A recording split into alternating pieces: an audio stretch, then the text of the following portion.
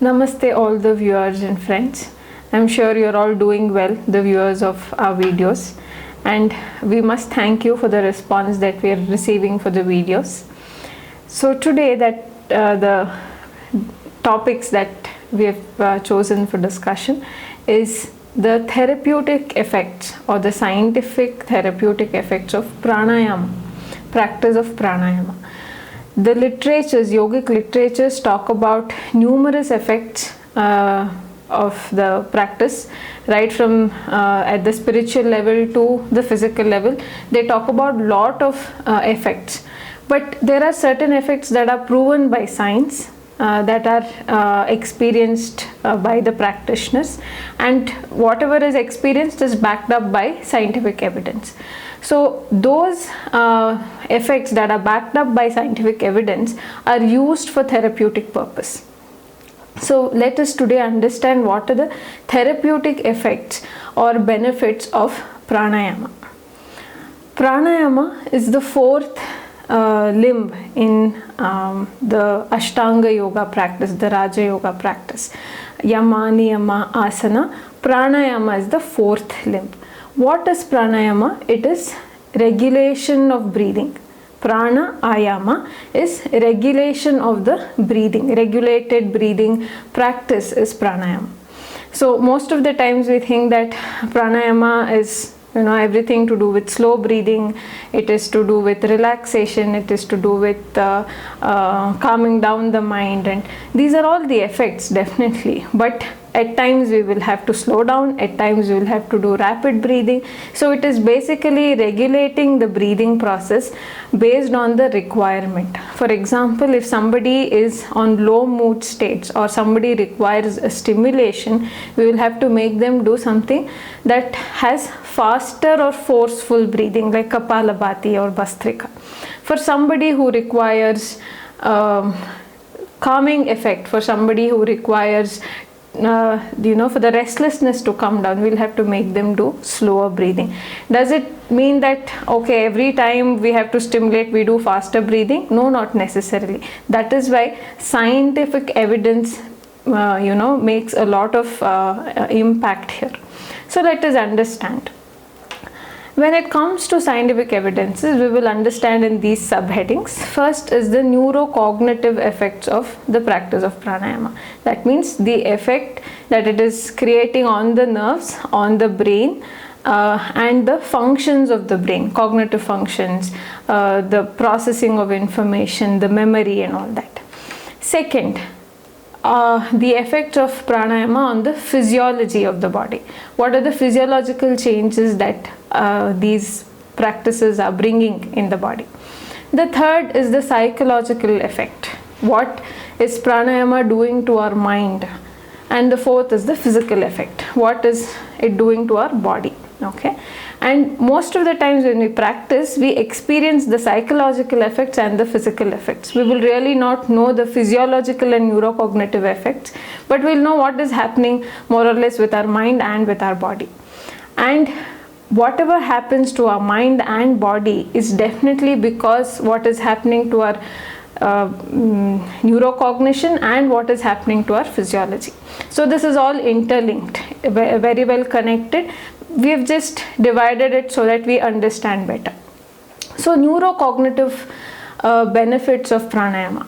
There are several studies that are studying, the continuous studies are going on, the effect of pranayama on the cognitive functions. For example, processing of information, the attention span, how many minutes can I stay focused on something, and very important for children especially.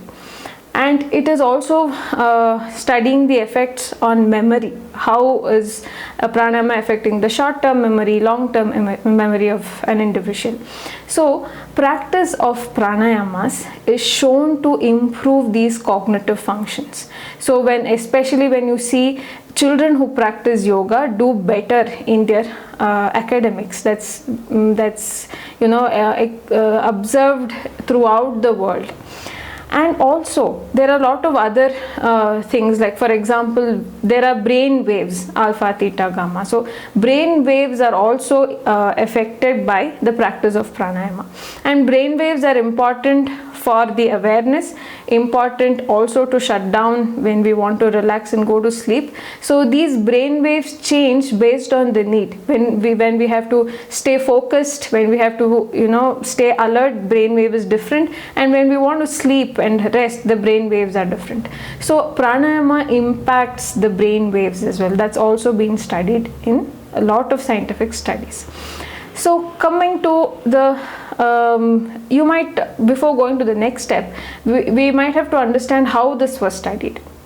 So these neurocognitive functions and brain waves through EEG was studied before practice of pranayama, after practice of pranayama, and the results were compared. There were also long-term studies, like continued 6 months to 1 year of pranayama practice. What was the impact? Immediate effect, what was the impact? So by permutation combinations of various methodologies, these results are found that pranayama enhances neurocognitive function. That's like the conclusion of several studies. Coming to the physiological effects, through heart rate variability, simple measurement of blood pressure, simple measurement of the breathing capacity or the breathing rate of an individual, and pulse rate of an individual. There were studies that were conducted to understand physiologically what is it doing basically. So let us understand. There's something called tissue hypoxia that can lead to a lot of inflammatory conditions. For example, be it migraine to acidity, or let us go as complex as cancers and Parkinson and Alzheimer's. Tissue hypoxia is something that leads to complications of these diseases. So when pranayama is practiced, tissue oxygenation improves. So when the tissue hypoxia is taken care of, the metastasis of cancer cells can be prevented. Healing of gastric lining is better. Even when it comes to degeneration of the nerve cells, that can be prevented with just improving tissue oxygenation. So that's one of the first physiological effect, and it is proven by the fact that practice of pranayama improves the pulmonary capacity by so many tests that are done for observing the pulmonary capacity. So pulmonary capacity improves, tissue oxygenation improves, and the effects are observed. Same way blood pressure is taken care of, pulse rate is taken care of. So with all of this, there are a lot of physiological changes that happen with the practice of pranayama. Of course, we have observed mind calms down, so anxiety is taken care of. You feel fresh after the practice of pranayama, so depression can be taken care of. Restlessness can be taken care of with the practice of pranayama. If you are cognitively functioning well, physiologically functioning well, and psychologically functioning well, definitely physically you feel much energetic, relaxed. So all your stiffness of the muscles will come down, your stamina improves, your flexibility improves. So pranayama is something that works on the mind, body, the physiology, and the brain, the cognition and the neurology. So this is what are the therapeutic effects of pranayama, and how we can apply the therapy into the disease management and health and well-being. So with that, I end the discussion for today. Thank you.